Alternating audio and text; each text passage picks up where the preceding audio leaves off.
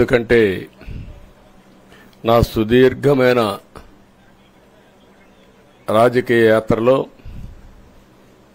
ఈ 5 సంవత్సరాలు చూసిన ప్రభుత్వాన్ని నేను ఎప్పుడూ చూడలేదు.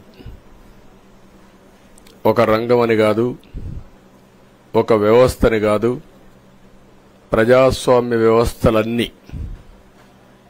ఏ విధంగా ఇబ్బంది పడ్డాయో, ఏ విధంగా నిర్వీర్యం చేశారో మనం అన్ని చూశాం. అయితే మా ధ్యేయం ఒకటే, ప్రజలు గెలవాలి, రాష్ట్రం నిలబడాలి. దీనికోసం ఎన్ని త్యాగాలైనా సరే చేసి మళ్లీ భావి తరాల భవిష్యత్తు కోసం ముందుకు పోవాలని చెప్పి వెళ్ళాం. నేను చాలా ఎన్నికలు చూశాం. 10వ ఎన్నిక నిన్న. అంటే ఇన్ని ఎన్నికలు చూసినా, అంటే ఎన్నికలు చూడడమే కాకుండా ఈ ఎన్నికలన్నీ at the helm of affairs ఉండి ఎప్పటికప్పుడు సమీక్షలు గాని ఇవన్నీ నిర్వహించడం కూడా చేశాం. రాజకీయాల్లో ఒడికిదుడుకులు సాధారణంగా ఉంటాయి. ఎవరు శాశ్వతం కాదు.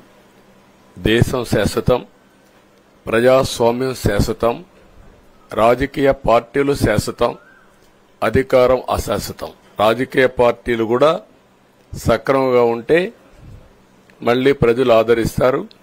లేకపోతే రాజకీయ పార్టీలు కూడా చాలా పార్టీలు కనుమరుగైపోయినాయి. వ్యక్తులు కనుమరుగైపోయారు, రాజకీయ పార్టీలు కనుమరుగైపోతాయి. కానీ ఇంత హిస్టారికల్ ఎలక్షన్ నేను ఎప్పుడు చూడలా. నా జీవితంలో చాలా ఎలక్షన్స్ ఫేస్ చేస్తే కానీ వేవ్ కనపడేది, వ్యతిరేకత కనపడేది.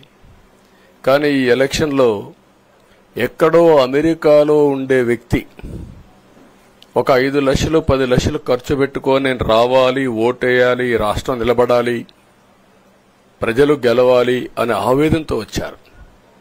ఎక్కడో పక్క రాష్ట్రాల్లో ఎక్కడో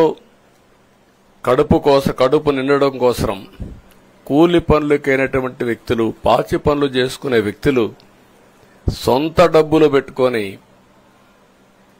నేరుగా ఇక్కడ రైల్వే స్టేషన్లో చూస్తే, బస్టాండ్లో చూస్తే భోజనం కూడా ప్యాక్ చేసుకొని తీసుకొచ్చి ఇక్కడ భోంచేసి ఓటేసే పరిస్థితికి వచ్చారు. ఈ కమిట్మెంట్ ని ఏ విధంగా వర్ణించాలో నాకైతే అర్థం కాదు. ఏ విధంగా వాళ్ళని అభినందించాలో కూడా అర్థం కాని పరిస్థితి.